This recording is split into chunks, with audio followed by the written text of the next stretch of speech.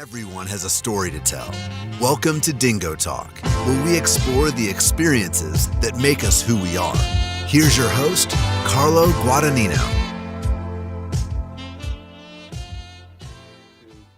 What's going on, Chuckleheads? I am Carlo Guadagnino. This is DingoTalk. My guest this week is the head football coach at Springfield College, Coach Mike Cerasuolo.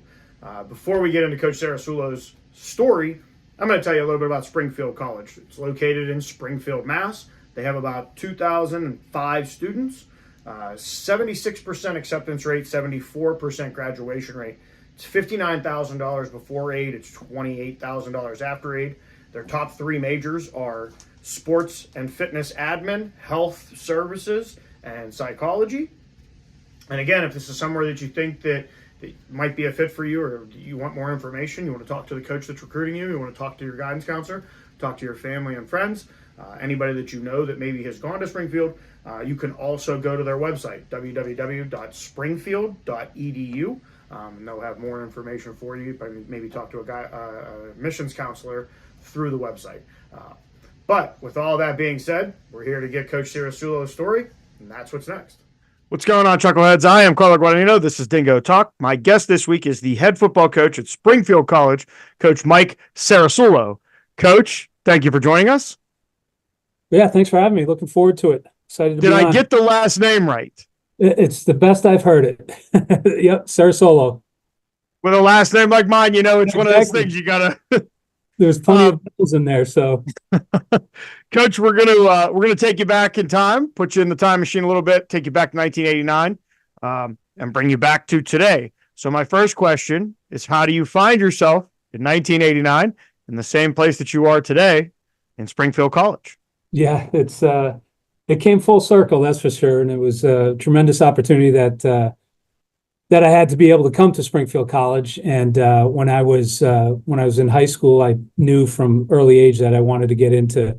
Initially, wanted to be a teacher coach at my high school. Wanted to come and take over the high school program from Frank Kronoff, who was a legendary high school coach in the state of Massachusetts, and just had a profound impact on my life. As far as the coaching goes, and wanted to be just like him. And one of my phys ed teachers was a Springfield College grad and said, "Hey, why don't you look at Springfield College? It's well known for teaching and coaching and preparing people to help educate the young minds of tomorrow." And I said, "Sounds like a plan." I took a look at it and fell in love with it, and came to Springfield College and went into my first student teaching experience when I was at college. And I said, "I never want to teach again in my life. Those little kids ate me up." So I said, "I better enjoy coaching."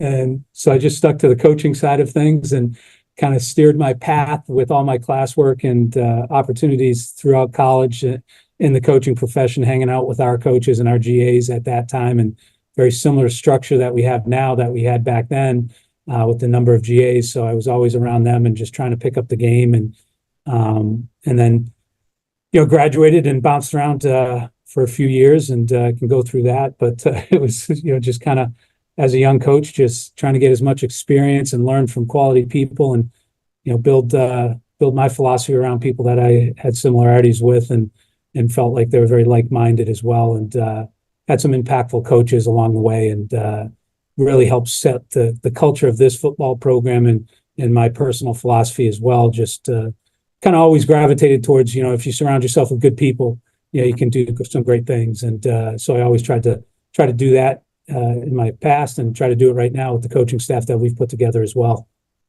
Now, Coach, let's talk about that past. So first, after you graduate in 1992, you make your way to Ithaca, New York, which pretty storied program for the D3 level. Why was Ithaca the right choice for you? Yeah, it was, again, an opportunity. I just felt like it was, Division III. And, initially I was like kind of figuring out where I wanted to take this thing professionally. And Jim Butterfield was the head coach and had won 3 national championships, and we had played them. And, through my time at Springfield College, Coach DeLong was very close with him, my head coach that I played for and then ultimately worked for as well. And Coach DeLong was very influential in my coaching career. And he said, "Hey, that's a great opportunity. Why don't you take advantage of it?" And went up there and coached with Coach Butterfield and their staff, and just a tremendous amount of knowledge that I was able to be around, with the years that all those guys had put in and the success that they've had. And I think also just the development of people through that program that, I really gravitated towards as well. And they had success on the field, but equally as important, they had success off of it. And that's exactly kind of tied into, my belief system, and just had a wonderful experience at Ithaca, and, I had an opportunity to meet my wife there. So it was again, another point in my life that really changed the pathway to my future. And after being with Coach Butterfield, and again, just such a quality experience with some of the coaches that I worked with up there, and then went on to the University of Maine. Actually, the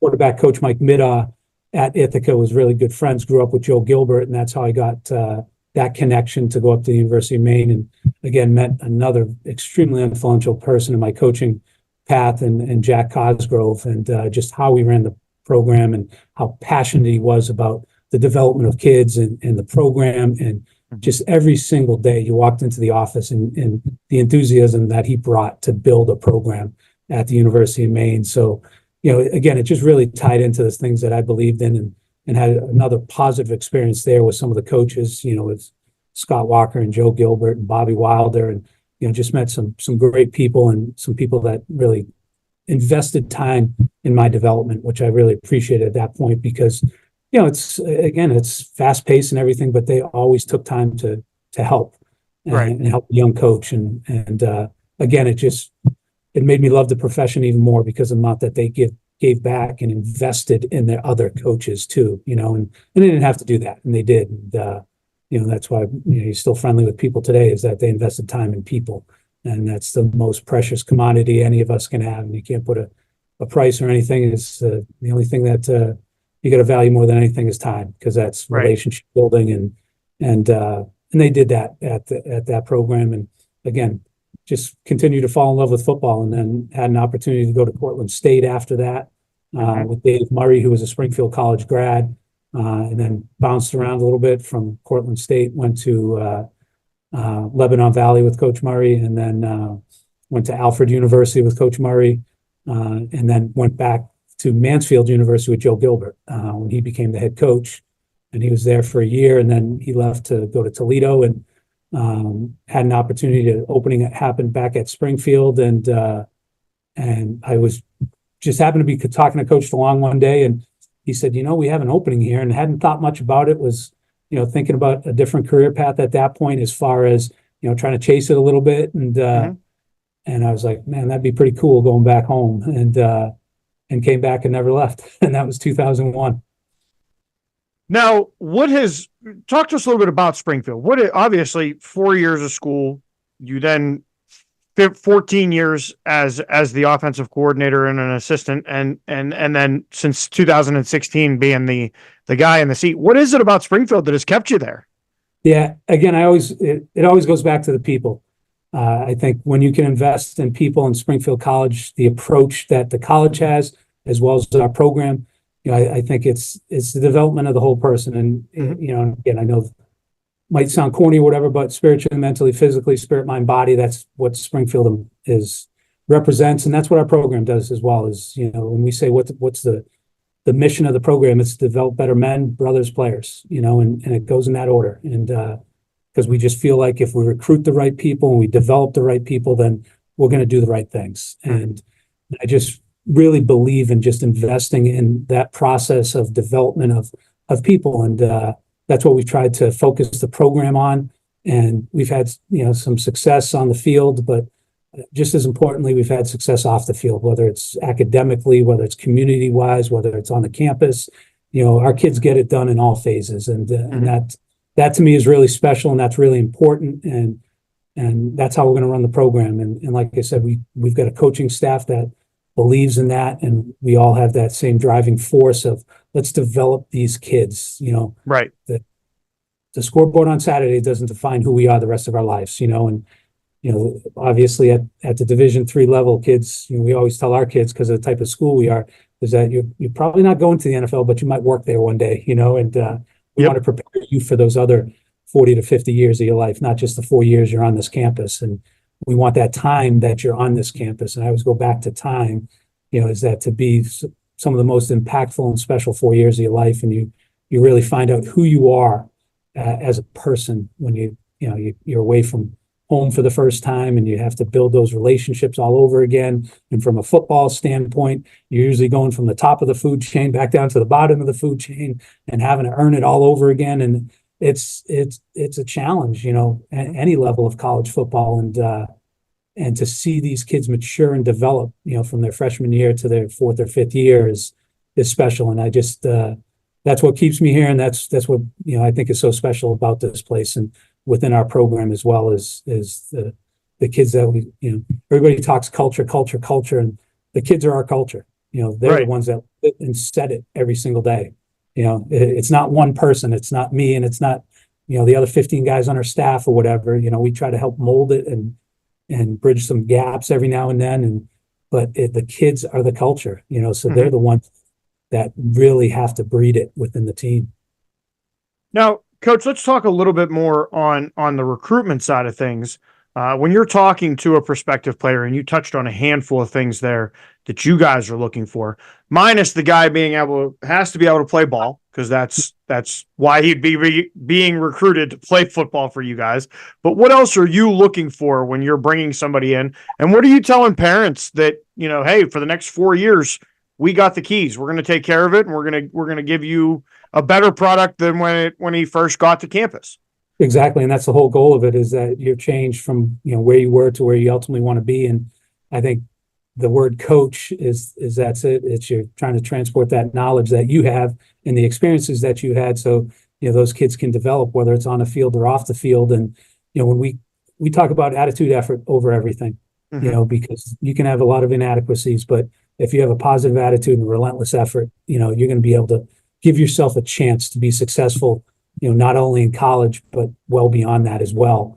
And then obviously, like you stated, ability, and again, it goes attitude, effort, ability, toughness, character, courage in our program, and those things that we look for and we try to develop as well. You got to have ability. You got to be able to get it done in the classroom. You got to be able to get it done on a campus on a Saturday night. We talk about the culture has got to be clear, concise, and consistent. It can't be 6 days a week, and then all of a sudden you win a game on a Saturday night and you'll throw it all out the window. That consistent attitude and effort. So you have to have the ability to do right on campus as well. And then, that character and that courage, you got to be able to stand for something. I think that's important as well, and a lot of times it's, and especially people talk about kids are different today and everything else like that. And it's like, maybe we're teaching them differently, and not providing them, the opportunities or the resources to have the courage to stand up in front of people and say, hey, that's not the right thing to do. So, that's our job as coaches, is we're trying to educate them on what is right, and they know that. They know the difference. We always say, if you got to think twice before saying something or hitting send or anything, you answered your question, Right. don't, so it's like on a football field, and obviously our kids love football and are passionate about the game, and it's like, hey, if you have to hit that guy one last time, right on the fringe, probably shouldn't do that. Yeah, it's think about it. If you had to hit him one more time, did you think it was a good idea? Yeah. And these kids, they get so, it just takes a long time to build that character, and it can be diminished in moments, and what people think of you. And unfortunately, we have, with social media and cell phones and things, so many people that, built that reputation up over years, and then, within a 10-second soundbite or clip, it's out the window, Right. and, just trying to educate them about, what's right and what's wrong. Now, Coach, let's talk about the 2023 season. Other than you had a loss to Union and a loss to Ithaca. The Ithaca loss, I believe, came in the playoffs, correct? Correct. Yep. So 7-0 in the conference. What was your takeaway from 2023? Yeah, again, we talk to the team all year long, and it's closing the gap, and we always kind of raise our fingers up and say, when we're that close, you're also that far.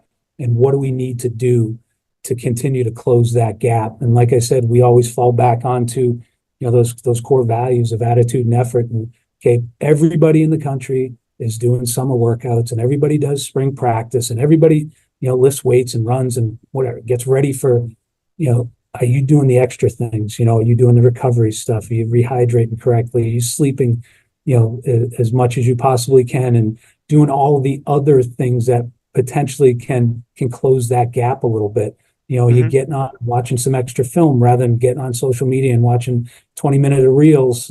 Jump on and watch some film today. Do some extra footwork, put the phone down for an extra 45 minutes, and when you stack all those things, it's going to add up, and you'll be able to, to pull from that at some point during the season. And it's just, I think, and obviously it's, tied in with throughout the entirety of the year, is just that constant development of the culture within the program, that will help us close that gap, and we can make great strides, in the strength room and conditioning and field work and things along that line, but it's also calcing their minds, to be tougher, in the summertime when, hey, it's a Friday afternoon and, I still got to get my workout in, or I could go to the beach. It's like, you got the rest of your life to be on the other side of the fence watching the games. You get a small window to play in them, And once it's gone, it doesn't come back. You don't get that time back. And time is going to wait for no man. It is right. It's coming. Every day once you step foot on as a freshman, you're also one step closer to ending that career at some point. Now, I saw the 2024 schedule. Non-conference is West New England, Husson, and Union. Yes. Now, I've asked a couple other coaches this with the 3 non-conference games. Do you find it do you have any struggles with filling those non-conference spots, having 3 of them open? I think it's getting harder and harder with all the alliances that are occurring, especially in the Northeast. And I know that our conference is collaborating with the CCC to try to do something, and but there's also some natural rivalries that are going on with teams that are hard to break. So right, we're navigating that right now and trying to, develop the best schedule possible. Obviously, having Western New England right down the road, that's a natural rivalry that we picked up, and we used to play AIC in the Mayor's Trophy game. That was going on for 40 or 50 years, and that ended when we left Division II and went to Division III. And then we picked up the Western New England game about 10 or 12 years ago now, and it's been great back and forth games with them. Union, we've been playing for years as well. Since I've been here, we probably played them. I've been here probably 20 of the 23 years or something like that. And it's an easy trip. It's an hour and a half. And they're a quality opponent, and helps us get into that Section 2 recruiting area as well. And then, Husson, I think it always works out because not a lot of teams want to drive up to Maine. And we're like, well, we got kids from Maine, and that's a good, recruiting opportunity as well. And right. And sometimes we struggle getting games with, the style of offense that we run. It's kind of unique. So a lot of teams are like, they don't want to have to, put that time, energy, and effort into playing that game once a year, and everybody else is running other stuff. So Husson is again a great opponent, and it does give us an opportunity to get our team on the road, and our kids love going on the road, staying in hotels and doing all that stuff. And right. I think it's a great opportunity for them as well, and experience. Now, talk to us a little bit about your offense. What separates you guys from what the rest of the college football world is doing? Yeah, nothing really. I think, we're just doing it under center, but okay. Everyone's reading people in some capacity, whether you're doing it from a shotgun or whatever. If you're throwing the ball, you're reading things. We just do it under center. We read more people on the line of scrimmage, but, you still got to be able to block effectively, run effectively, catch pitches, catch balls, throw it effectively. So, it's just, I think the uniqueness of doing it under center, because not a lot of teams are doing that, right. And reading people on the line of scrimmage and whatnot. But, it's something that, again, I think we talk a lot about, traditions around here, and it's something that we've been doing since 1986. And, there's not many other teams that are doing it as well. So I think that does add just a natural, like, no one else is really doing this. So the preparation side of things, we're doing it all year round. Other right. teams have a week to prepare for it. So it's definitely different in that capacity. as far as the preparation standpoint for other teams as well. But I don't think it, I always tell the kids, hey, we're reading someone on level 1, they're reading someone on level 2. That's the only difference. It's like, let's not overanalyze things here. Let's play football. We got to line up and we got to come off the ball, low, fast, and hard, and be aggressive, and that's right. Kind of the mindset that we want to play with. Now, Coach, a lot of big changes coming 2024, specifically in Division III. We're going to see 40 teams go to the playoffs this year. So that's where I want to start with you. How do you feel about the expansion? Was it overdue with the amount of schools that there are in Division III, and I know there's a percentage of how many the goal was to get in. And what do you think overall about the expansion of the playoff system?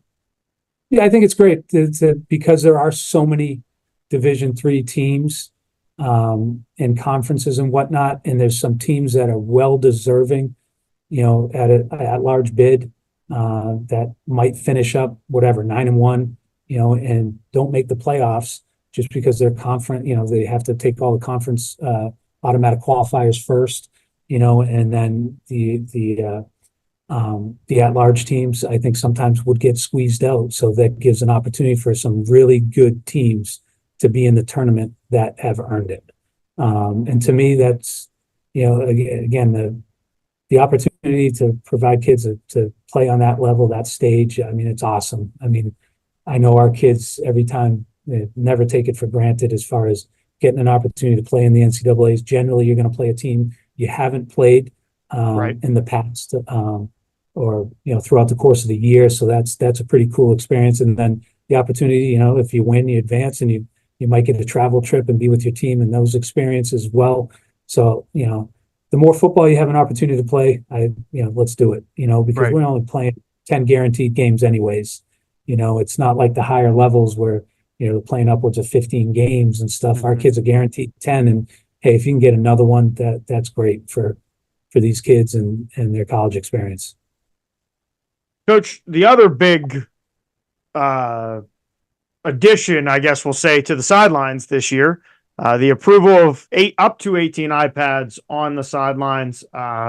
There's two specific companies that are going to be running that. No huddle, no, you're not going to be able to look at plays or games from weeks prior, but it's going to give you coaches an extra eye in the sky of looking at things, giving away for visual learners. How do you feel about the addition of the iPads? And are you guys in the conference gonna go with it? Because I've talked to some coaches where they've said we might hold off for a year. I know that's a large expense. Where do you guys fall on that?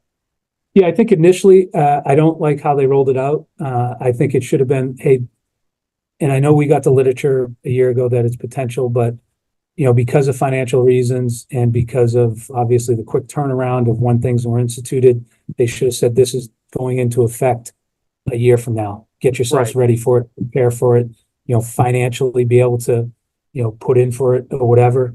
And I also, we have enough technology in the game. I think let's line up and play some football. That's my personal opinion. And mm-hmm. I don't think we need added, technology on the sidelines. It's hard enough with our staffs being the sizes that they are. We have 3 full-time coaches, and then we have 8 GAs. So the first time that they've ever coached is, coming up in, September 6th, in a game situation, and then to have to, teach them all the skills, drills, tactics and as well as, how we run our program and things, in a short window. But hey, let's add this other component to things.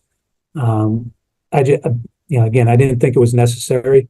I thought, the things that we're doing with the game, I also didn't think the timing changes were necessary. Again, we only played 10 games. I know the rules, but with TV timeouts and things like that, and 6 or 7 plays taken out of a game at the Division III level is 60 or 70 plays over the course of the year. And whether you're up, you're behind, their special teams plays, that might be opportunities that kids are getting chances to get on a football field with so few games anyways. I thought we should have kept the timing rules in place. Division III is different. We don't have TV timeouts, That's what I was going to say. We don't deal with that. You're not dealing on a national scale where you need that 60 seconds or the 120 seconds or whatever the slot might be to get your Most of it is either a local radio station, the college. If you have when you have communications majors, I'm sure you have guys that cover the games. I don't understand that logic of the timing thing. One hasn't sat well with me. When I talked to Coach Fagiano about it last year, when it got pushed off, and we were like, no, we don't need that. So, and we don't need the same rules as Division One. I mean, it's a different game, right? It's a totally different game. And like I said, when they're playing 12, 13, 14, 15 games, I can see where the wear and tear on a college athlete is tremendous. Mm-hmm. Division III, it's not as much. Our rosters, in some cases, a little bit bigger. And we're looking at saying that, hey, those 70 potential plays that we're going to lose, okay, let's say 20% of them are going to be, special teams plays. And a lot of times those are kids that's their handful of plays in a game. Right. And that, they're not getting a scholarship. That keeps them engaged. That keeps them, in tune to the game, and they're excited to run out there. And then we get the chance to evaluate, wow, that kid's really good, mm-hmm. And his competitive edge when he plays in a game, and that might change your depth charts a little bit and things. Those are going to be lost now. So just the development of players as well, as with the limitation of reps for some of the kids is, I just don't, didn't think we needed it, same with the technology on the sideline. I don't necessarily think we need it. And, but it's in place. So you're not going to have a competitive disadvantage, right? So you're going to find a way to utilize it. But I know we've been researching it and whatnot right now. And I mean, with our conference, we're hoping that we can do a conference deal, but we're running out of time here with the season approaching. So it's all right. If you go on your own, it could be upwards of $10,000 to $12,000, and with a conference alignment with it, and and as the technology is going to change in a year. This company is probably going to be bought out in a year, and it's now you're going to need new components. So, okay, that service that we had last year is going to be compatible with what the technology is next year, so before you know it, it's like within a year or two, you're going to have to upgrade the system or change the system. And you just, dumped a significant amount of money into it, in right. Small private colleges like ourselves, that, it's hard to come by sometimes. Well, and it's interesting when you talk about the state of Division III, especially this year, it's almost once a month where you're hearing of a school in this, a school here, a school here, a school here. And now you're talking, like you said, a $10,000 to $12,000 extra dollar expense to a program, no matter where the program is. It could be Mount Union, it could be where I graduated from at Bethany. You still got to come up with that money. It's not that the money doesn't just like, hey, we need 10 grand because we want to have some iPads and we need this system as well. So, and it's interesting. I like your thought that when they gave you guys the literature a year ago, maybe would have been a good time to say, hey, we're going to give everybody a year, but at this meeting, we are going to approve this 365 from you getting this documentation. So, especially like they rolled it out, whatever, in April and stuff. And it's like, whoa, and you have a couple months to, and you're in the middle of your spring drills and stuff like that, and graduations and kids leaving. So it wasn't the highest priority at that point. And we were doing the show at that point, and I had talked to a couple coaches before, because I had read about it, and then I didn't hear anything from February, March, and I had somebody reach out to me and say, nobody's really talking about this. Are people aware? I wasn't aware that we were moving forward with it. Talked to a couple coaches. They seemed to be kind of like, we thought it was more of the talking it out phase, not here we go, we're going with it. So I feel like a lot of people were a little caught off guard by it. Yeah. Coach, the last question we have, football related. What is the significance of Division III and Division III athletics? And you've touched on a handful of things that we could bulk into that. Yeah. To me, it's all about the kids' experience, is that just trying to provide them the best possible experience on and off the field. And we talk about attitude and effort in our program all the time. And as a coaching staff, that's what every single meeting is like. What can we do to provide the best experience for these kids, on the field with our brotherhood development, and just what we're trying to create here within our program. And to me, that's my job, is like, I want these kids to have a great experience, and an experience isn't just having fun. It's like putting them through some chaotic situations. So when they control that, they build confidence in themselves, and so that they can handle other things outside of, a football field. We always talk of, if all I'm teaching is how to block and tackle, then I'm not doing my job. And, quality experience isn't just all the fluff and everything else like that. It's, it's putting in the time and energy and effort so that when they leave here, they felt like they were part of something special and they earned the opportunity to put that S on their helmet. And that, to me, within our program and, that experience. And like I said, I think it comes in so many different things.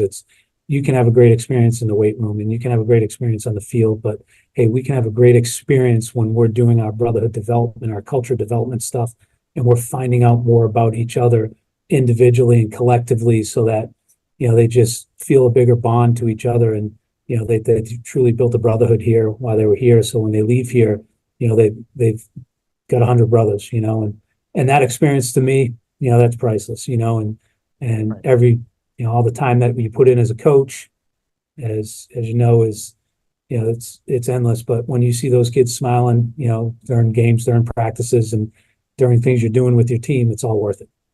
Right. All right, Coach. These are the 5 random questions. They don't all have to do with football, but they all have to do with you. If you weren't coaching, what would you be doing and why? I'd be landscaping probably. Just I don't have many other good skills. I can't fix cars and do stuff like that. So I could probably be outside mowing lawns and digging ditches and stuff like that. And not to take anything away from those jobs, but it'd be active and it'd be outside and be around another team of people. Coach, if you could live anywhere in the world, where would it be and why? Man, I'd have to choose Whitecrest Beach down Cape Cod. It's down Okay. by Wellford. Just grew up going there and pretty much go there every summer, and it's pretty great place, pretty soothing, and just get your mind off of things. That's going to be What's my the next most job. important? That's what I said to. There's dunes down there, and they have people that patrol the dunes and keep people off the dunes, and I'm like, I could probably handle that when I leave here. It's just No patrol the digging dunes. ditches either. You just be like, no, get off. Get out of here. What's the most important lesson you've learned over your career? Yeah. Be grateful to the people that you're around. We always, after every game, when we break the huddle, we don't spend a lot of time talking about the game and stuff like that. But I always say, tell the team is that go thank the people that matter most. Because if they came to this game today, they came to this field, they came to watch you. Those people are pretty significant in your life. So be grateful for the people that are around you that have supported you and love you and care for you. Sometimes we take the people that matter most in our life for granted the most. And, I think that just getting kids to understand that, like, your parents or whoever has helped you be at this school, someone has gone out of their way to help you. So make sure that you pay it forward at some point and be grateful for those people. What's the best compliment you've ever received? You don't get many of those. Throw the ball more around here. Compliments. I think I don't know if that's a tough one. I just think anytime someone says they're proud of you, I think that means the world. And I don't think we say it enough to our kids at times, and just as many times as a kid needs a kick in his ass, he probably needs a pat on the back as well. So, telling kids that you're proud of them and appreciate that the attitude and effort that they're putting forward to the team. And then the other side of compliments, which you touched on there at the beginning of your answer, what's the best insults you've ever received? Get plenty of those.